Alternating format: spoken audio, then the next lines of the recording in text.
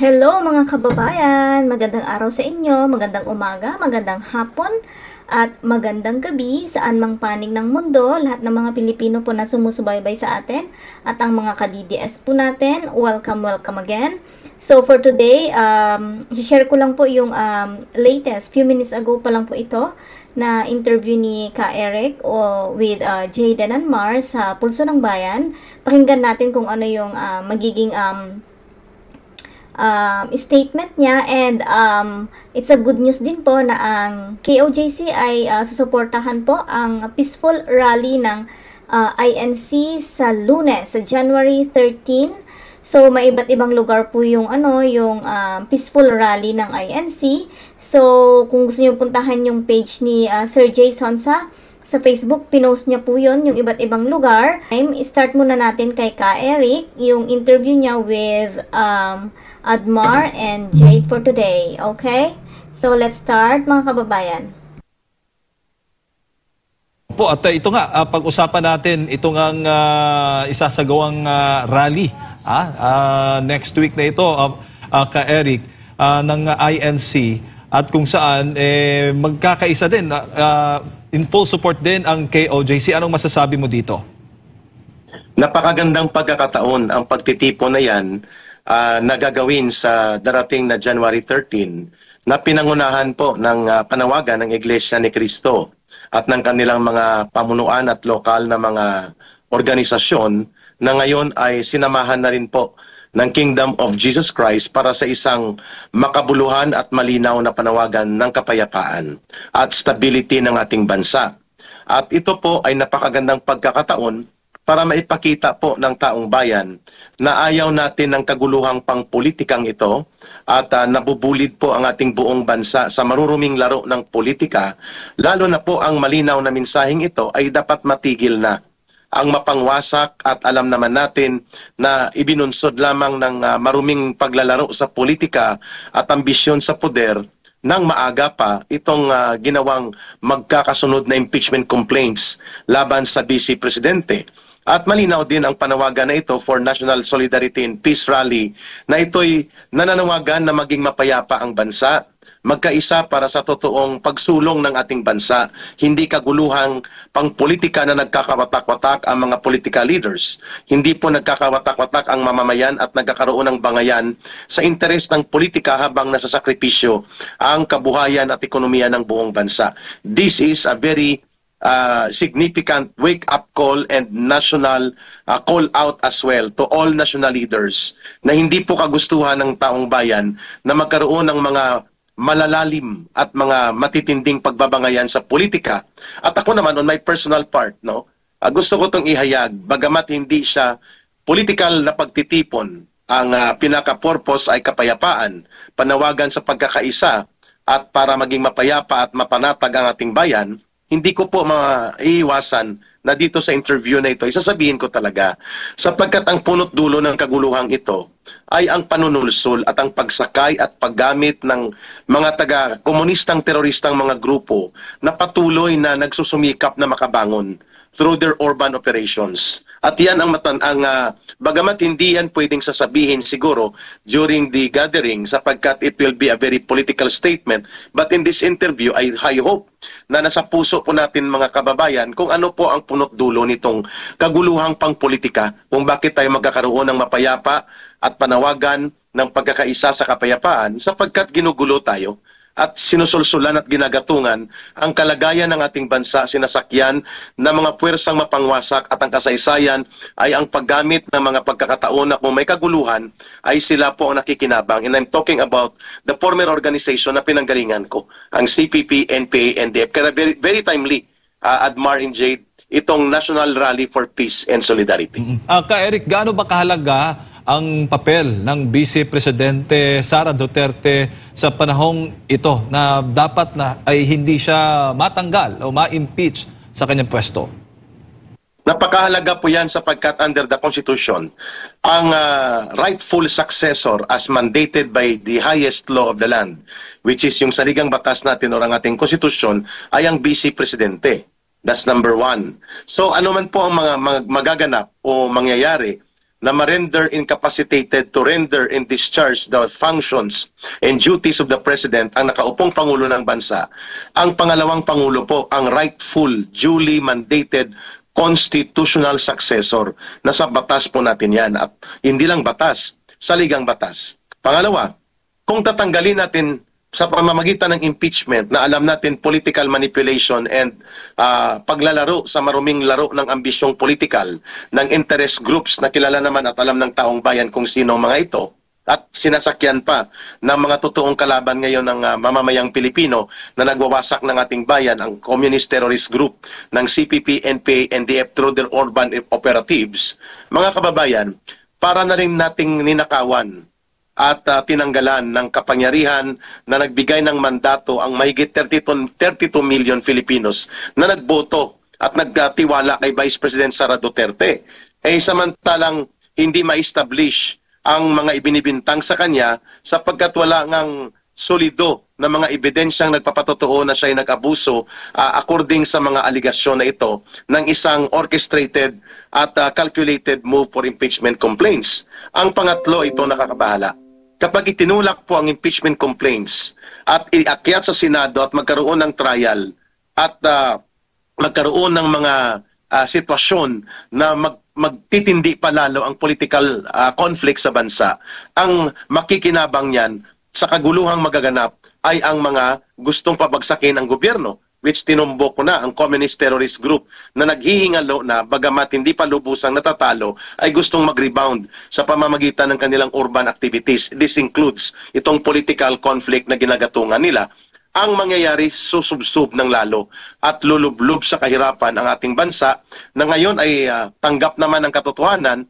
There are more than 63% na mamamayang Pilipino na nagsasabing hirap na hirap at naghihirap ang buhay nila. The highest self-rated poverty ng sambayanang Pilipino in the last 21 years. And there are more than 12 million Filipino families na nakakaranas ng gutom o pagkakulang sa pagkain araw-araw. Pabagsak at palugmok ang kabuhayan at mga trabaho. Sa pagkakaroon ng impeachment na gaganapang ito, mas lalo pong sisidhi ang pang-ekonomiya at pangkabuhayang kagipitan ng ating bayan at lulugmok ang buong bansa. Kaya yan pong implikasyon ng impeachment complaints na ito na walang ibang patutunguhan kundi ang pagkakagulo at pagkakawatak-watak ng bansa at lalong kahirapan sa buong bayan natin. At ang nagsusulong nito, Ka Eric, para sa kaalaman ng ating mga kababayan, ikaw mismo bilang dating kadre, ay nakikita mong ito'y mga aktibong miyembro ng mga kaliwang grupo. Hindi lang aktibo, mga pamunuan pa, Brother Jade, Brother Admar. At ako hindi nag-aalangan na kung hahabulin man nila ako, handa po akong panindigan sa katotohanan. Sila po, ang mga complainants na ito ay tinatawag na urban operatives and leaders of the Communist Party of the Philippines na siya rin pong namumuno sa operations ng New People's Army at ng NDF. Bagamat hindi sila direktang armado, sila po ay bahagi ng buong operational spectrum at bahagi sila ng organizational structure. At ang kanilang mukha ay nagkukunwaring legal at nagkukunwaring nasa gobyerno. But ultimately, hindi nila maitanggi at hindi nila magawang labanan ang CPP, NPA, NDF na siyang talagang organisasyon nila. So ako ngayon ay nagdideklara na sila po ang may pakana nito, subalit nagamit nila ang oportunista na taktika na makipag-alliance tactically sa ilang faksyon ng political leaders ng gobyerno na sinakyan din po ang ganitong interes sapagkat nagkakaroon nga ng political rivalry. Aminin natin na sa hindi, tumitindi na po ang rivalry sa pagitan ng Marcos Romualdez political group at sa pagitan ng Duterte political camp. Ngayon, nakita yan ng CPP, NPA, NDF na pagkakataon sapagkat mas gusto nilang mahina ang gobyerno kaysa malakas ang namumunong leader, kagaya ng Duterte brand of leadership na tinamaan talaga sila, especially nang naitatag ang National Task Force to End Local Communist Armed Conflict. Kaya gusto nilang hindi magkaisa ang political leaders, hatiin ang mga ito. Ang taktikang tawag dyan, mga kababayan, Brother Admar and Brother Jade, ay ang taktika na focusing the target and splitting the ranks of the ruling class. Yan ay doktrina. Isa-isahin mong watakin at wasakin ang mga grupong malalakas at unahin mo ang pinakamalakas na banta sa inyong organisasyon, which is none other than the Duterte political camp. And then isusunod mo na ibabagsak ang mahinang gobyernong nakatayo. Yan ang taktika na hindi na ipapaliwanag dito sa nagaganap na alyansang tactical political opportunism, kung kaya nagkakaroon tayo ngayon ng kaguluhang pangpolitika, including itong impeachment complaints na very divisive. Nasa likod, baga ang sinasabi mo ka Eric, ang nasa likod ng mga kaguluhan na nangyayari ngayon sa politika, sa ating mga leaders, ay kabilang dito yung mga pamunuan ng CPP, NPA, NDF. Dahil yan naman talaga yung unang layunin nila, guluhin at later on ay kubkubin at sila na ang mamahala sa ating bansa. Exactly. Joining the government to destroy the government. Pretending to be using democracy to destroy democracy. Pretending to be defending the people by using the people, exploiting their sentiments and exploiting their situation to capitalize on creating chaos and disorder so that you become relevant in order to grab power. In fact, sa inyong programa ngayon, itong pinakaunang sasabihin ko, in a regular program, dalawang serye na po ang binulgar ko. I happen to talk with a witness ito sa isang privy, taong may kaalaman talaga sa tatlong magkakasunod na meeting kung paano po ginawa ang pagpaplano at ang tinatawag na may safe house pa na ginamit dyan lang sa malaking subdivision at malapit lang sa House of Representatives. At ang nandun po, according to direct witness na nakaupo sa meeting, si Franz Castro. Pangangalanan ko talaga siya. At ang dalawa pang hindi na-identify pero kasama niya na most likely ay mga kadre pang urban ng Communist Party of the Philippines. At ang pinagplanuhan sa serye ng mga meetings na ito, at direkta po ito nakausap namin ang source, and I am willing to divulge this everything sa Department of National Defense, sa Armed Forces of the Philippines, and even sa National Security Council kung ano po ang datos at mga pinagmitingan, at doon po na-include ang pag-atake kay Pastor Kibuloy at ang pag-take out at pag-take down sa SMNI. Ang ginawang mga paglilitis daw at ang ginawa ng NTC, ang ginawa nilang pagkansila na hindi naman naging successful lubusan sa franchise ng SMNI, ang pagpapakulong kay Pastor Kibuloy, ang pagwasak sa Kingdom of Jesus Christ, yan ay stage 1 approach. Ang stage 2 po ay impeachment, ang stage 3 ay ang pagkakaroon ng pag-aresto kay Duterte, Rodrigo Duterte, sa ICC na papasok dito with Interpol request to assist ang PNP. Lahat ng ito po pinagplanuhan at ang nakakabahala ay mga pamunuan po ng gobyerno ang nandun. At ang nandun kasama ay ang isang personality at may iba pa siyang mga kasama na identified sa CPP, NPA, NDF, urban operations and urban leaders. So yan po ang mga bagay na pinanindigan ni Ka Eric. Right now, I am very willing through the program of Pulso ng Bayan na ipatawag ako ng National Security Council.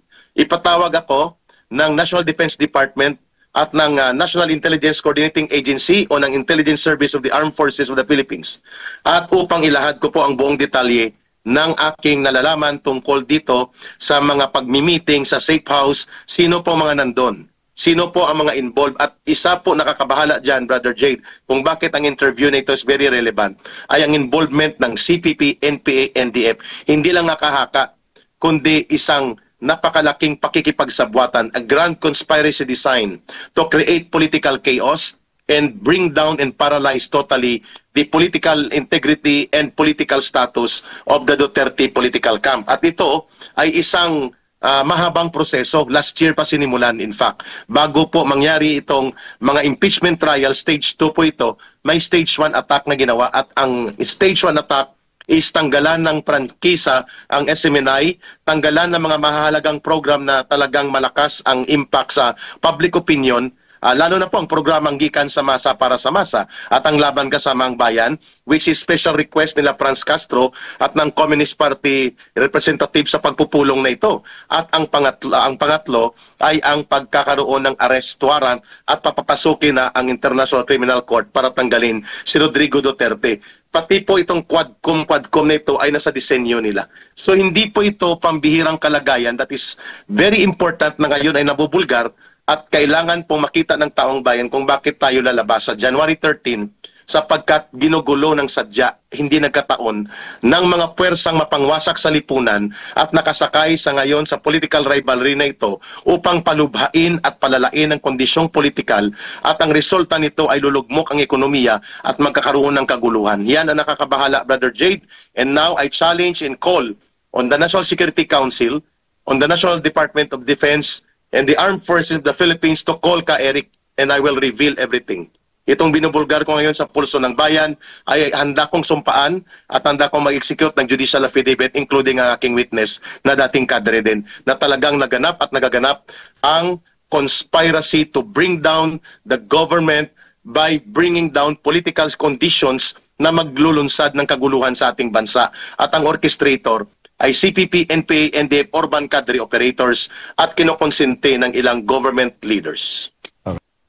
So, ang galing, no? Ang ganda ng mga information or very complete yung information ni Ka Eric regarding dyan sa plan nila na pabagsakin ang Actually, Pilipinas na rin ang pinapabagsak nila dyan eh. Kasi gusto nila, sila lang naman yung yung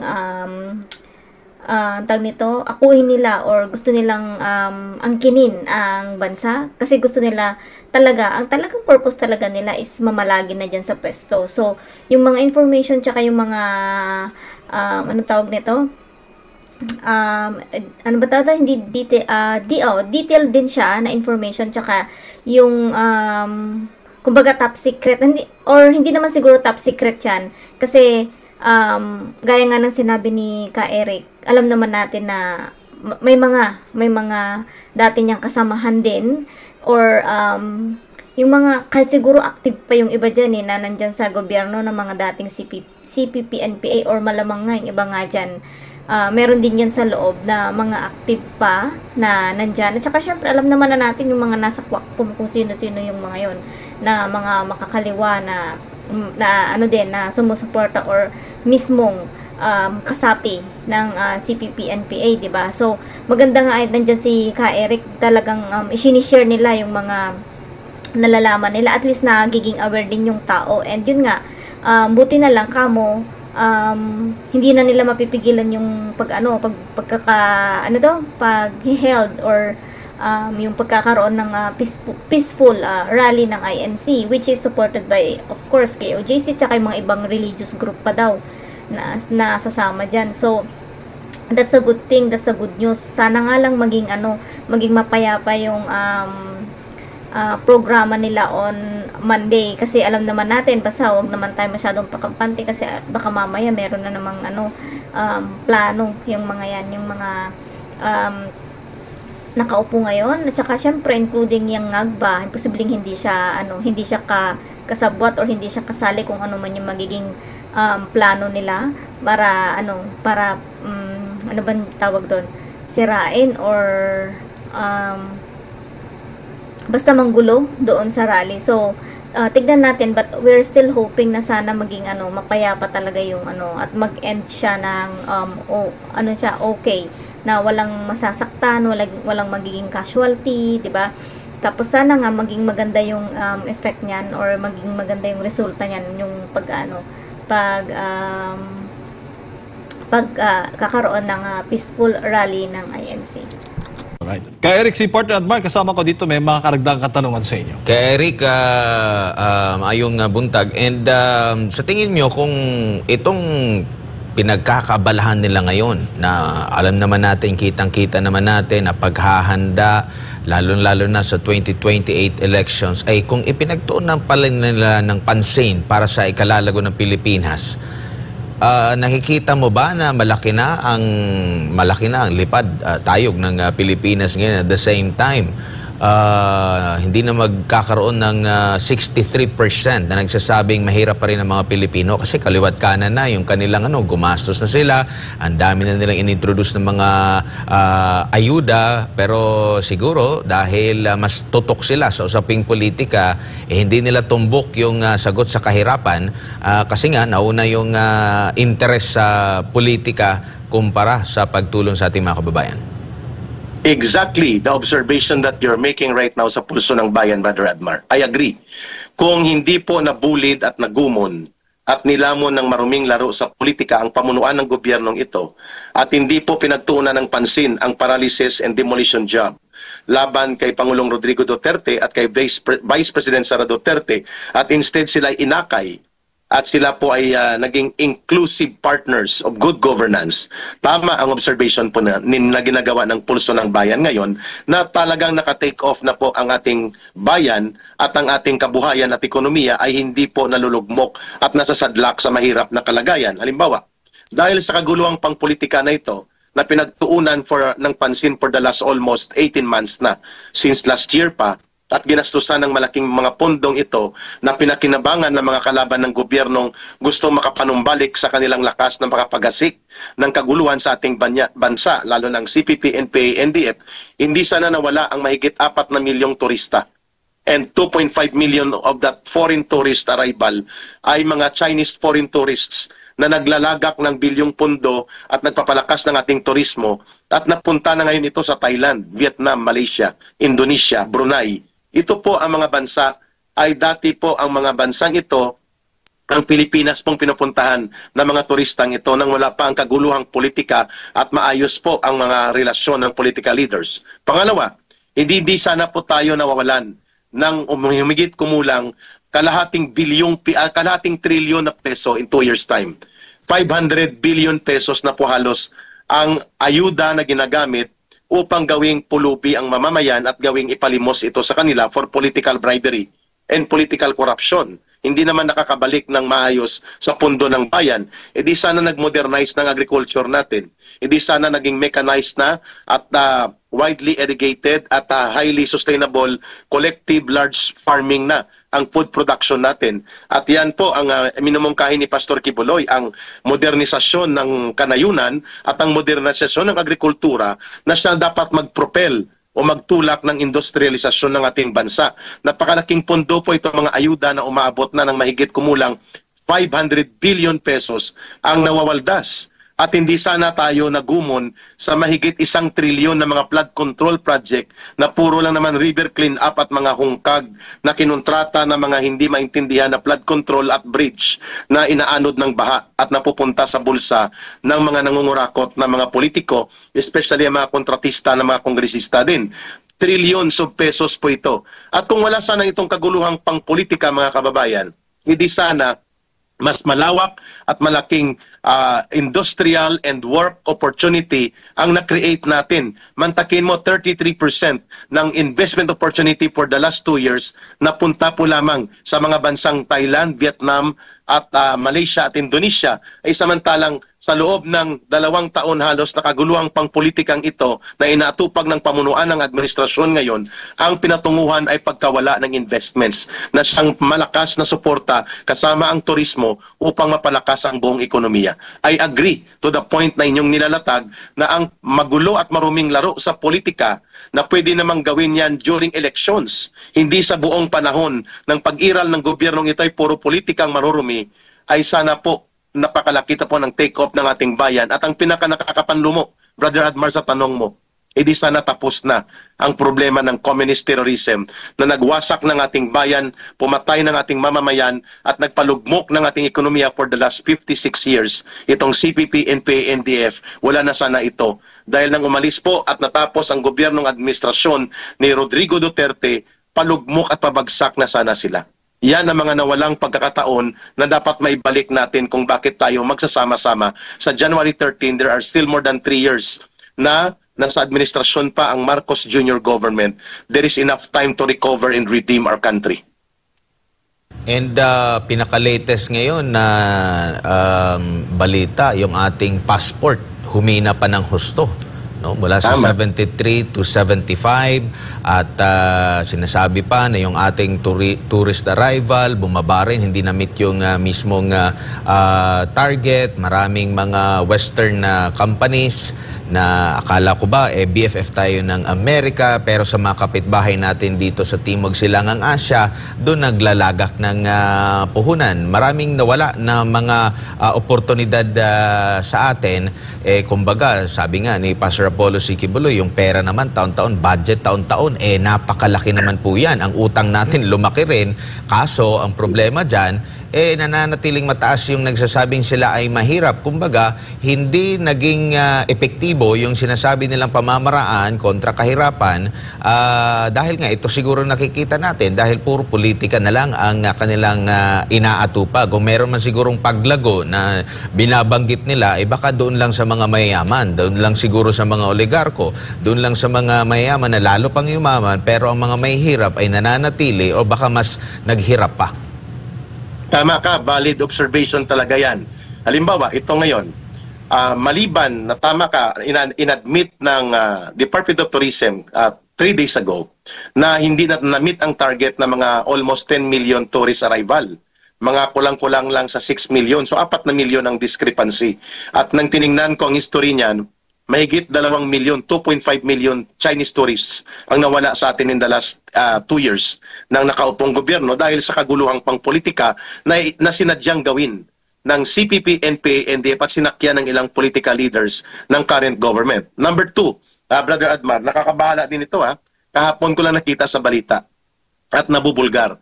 Lalo pang nawawala ang pondo na pinaghihirapan ng mamamayan. Halimbawa, 3 billion pesos na pondo ng GSIS ininvest ng kanilang board na walang board approval. Pinalusot, walang board of trustees approval, walang review at walang authorized na pag-invest sa non-traded stocks o stock market o stocks ng mga kumpanya na questionably. Ito ay na-expose ngayon, Brother Admar, sa isang online platform news na bilyonaryo, 3 billion pesos of the GSIS fund ang sinabi ng Commission on Audit na dapat i-review ito at kung pwede mapatigil ito sapagkat walang board approval, ininvest sa 2 kumpanya, inikutan ang regulasyon ng GSIS. Questionably talaga ito.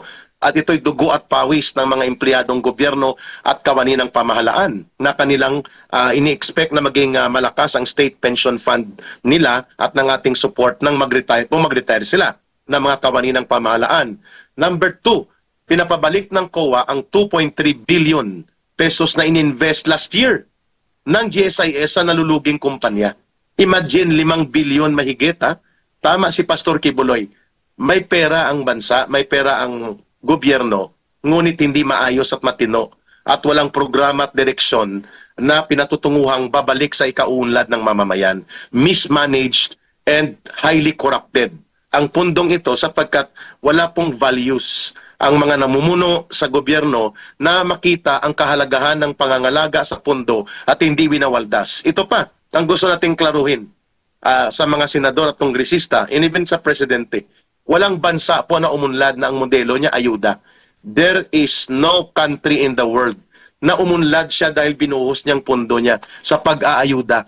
Ang ayuda na ginagamit ngayon na ito ay hindi ito ayuda para mapalakas ang buhay at kabuhayan ng mamamayan. Ito po ay political bribery fund para sa loyalty and operations pang politika upang bumida sa tao at hindi para palakasin ang kabuhayan ng taong bayan. Kaya tama na ngayon ay nalulugmok tayo dahil ang malalaking pondo nawawala, including po magtataas ng koleksyon sa SSS, contribution ng mga private sector employees, samantalang hindi makikita saan napupunta ang mga bilyong-bilyong pundo na ito. Ang pinakamalaking iskandalo ngayon na walang nagpapaliwanag, ayaw ipaliwanag, ayaw iulat, ang 500 billion pesos Maharlika Diskarte Fund. Imbis na Maharlika Investment Fund, lumabas na Maharlika Diskarte Fund. Hindi may paliwanag, walang report, na walang parang bula ang itong tinatawag na highly hype, pinasalaan pa ng batas. Mga kababayan, Brother Admar and Brother Jade, yan po ang dahilan kung bakit nalulugmok tayo sa kahirapan. Dahil sa focus sa maruming laro ng politika, ambisyon na manatili sa poder at wasakin ang pagkakaisang pangpolitika, ang nasa sakripisyo po ang totoong interes ng mamamayan. Even ang budget, Brother Admar, walang budget para sa pagpapalakas ng healthcare insurance para sa mga mahihirap na pamilya. Tinanggal ang 74 billion pesos. Tinanggalan ng budget ang Armed Forces of the Philippines ng 15 billion para sa modernization. Hindi na ibalik ang 62 billion pesos na dapat ay suportang subsidyo sa pag-aaral at pagpapaunlad ng public education system at all levels. At ang pinakamalubha dito ay nagkaroon ng pork barrel na ang tawag ay Standby Fund for Infrastructure na umaabot ng 280 billion. At ito po ay malinaw na pork barrel sapagkat walang karapatan at walang tungkulin ang Kongreso na makialam sa pagpapatupad ng mga proyektong nasa poder ng Executive Department. Bakit mayroon silang nakastandby na pondo sa DPWH at hindi ito pinigilan ng Presidente? Yan po ang tawag ko dyan ay corruption budget. Ito paghahanda sa eleksyon ito. At malinaw na yan ang dahilan kung bakit ubos ang pundo, waldas ang ating kaban ng bayan at walang napupuntahang matino ang ating gobyerno in the last 2 years kasi inuuna ang pagpundo sa political bribery and political corruption even in the budget. Ayan. Ka-Eric? So, bago natin ituloy kay Jade, I think may ano pa siya, may additional question pa siya. Tama naman yung sinabi dito ni Ka-Eric. And then, additional lang, syempre, alam naman natin kasi na mahina nga yung namumuno, si Ngagba. Plus, di ba pansinin nyo, ang dami-dami kasi nila na namumuno. Hindi lang naman yan si Ngagba, di ba? Iba-iba yung direction nila. Kaya walang pupuntahan yung Pilipinas. At saka, paano nga mag-i-invest yung mga investors? Ganyan na nga nangyayari sa Pilipinas. Gaya nga ng laging sinasabi din ng mga ibang mga DDS vloggers natin. Alangan namang mag-i-invest sila kung alam naman nilang hindi sila kikita, di ba? Ano yun, di parang ipinain lang nila yung sarili na or ano bang tawag nito? Nilibing nila yung isang paa nila sa hukay, di ba? So, ganun din. Kaya, hindi mo talaga masisisi yung mga ibang mga investors sa, sa, for example, sa Asian or kahit sa ang part ng mundo na mag-invest sa ibang part or ibang countries sa Asian. I mean, Asian countries, di ba? Dahil nga sa nangyayari ngayon sa bansa. At saka, syempre, dahil nga sa pagiging mahina nitong Ngagba na ito. Siyempre, sinasamantala naman itong mga buhaya at saka yung mga ibang alipores pa niya, mga nakapaligid sa kanya para para mangbulsa ng pera o magnenok ng pera, di ba? Kasi nga alam din naman nila na wala naman siyang say o kaya mag-agree na lang siya o aayon na lang siya kung ano yung sasabihin nila, di ba? Dami-dami nilang namumuno sa Pilipinas, iba't iba nga sila ng direksyon. Yung iba nga pagtatanungin mo, hindi nga alam yung mga kaganapan sa Pilipinas, 'di ba? Kagaya niyan si Ngagba noon, 'di ba? Na ano na natin 'yan, napatunayan na natin 'yan. Ng mga panahong may bagyo, ganyan, hindi niya alam ang sinasabi niya or hindi niya alam kung anong nangyayari sa bansa, 'di ba? Kasi nga tutuusin talaga, wala naman talaga silang concern sa mga Pilipino Kasi talaga ang focus talaga nila, ang target nila is makakamkam lang ng mga ng pondo ng Pilipinas. Kumbaga yun lang talaga yung main goal nila. Wala talaga silang plano na iangat ang bansang Pilipinas. Kasi alam din naman nila na kung sakali man hindi sila magtagumpay dun sa gusto nilang pag-upo forever, kung sakali mang mawala sila or bumaba na sila matapos na yung yung term nila, hindi na nila iisipin yung kapakanan ng Pilipinas kasi natapos na sila Tsaka yun na lang magiging dyan, yung mga tao, kailangan na lang talaga nating habulin kung ano yung mga nagawa nilang kasalanan. Kasi I mean, hindi naman po pwedeng ganyan na lang yan, 'di ba? Makakalimutan na lang natin. So, yun, kasi syempre niisip din nila na matatapos din sila, for example, di pagkatapos na nila stable na sila yun yung po pwedeng masabi mong stable sila, hindi yung bansa na sinasabi ni Ngagba na stable daw ang bansa, di ba? So yun, continue natin. Rick, bilang huling mensahe mo para sa ating mga kababayan na nanonood sa mga oras na ito. Mga kababayan, ang gobyerno ito ay tinutulungan natin na magbago, magkaroon ng tinatawag na redemption, renewal, and transformation. At yan po ang purpose sa January 13.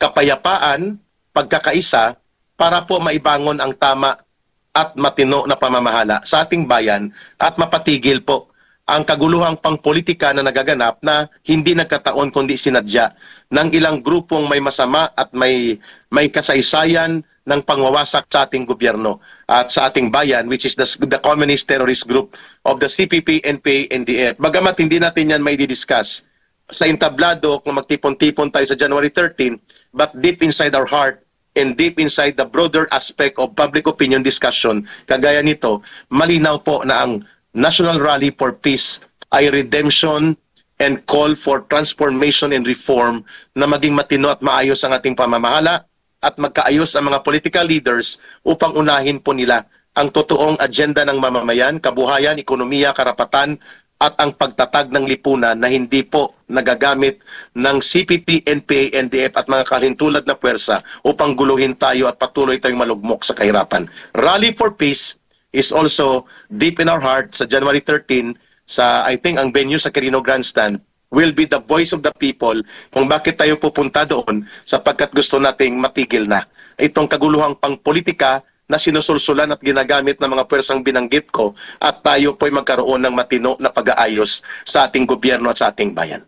Maraming salamat Ka Eric sa inyo pong oras at sa pagbibigay ninyo ng impormasyon. Mabuhay kayo at ingat. So yun, tapos na yung interview ni Ka Eric with Admar and Jade, sorry. So yun, mga kababayan, tuloy na ang ating peaceful rally sa January 13 sa Quirino Grandstand. Yun ay pinamumunuan ng mga kapatid natin sa INC at thank you so much din. Ang KOJC ay susuporta sa peaceful rally sa Monday. So, till next video mga kababayan, paalam muna ako. Bye-bye!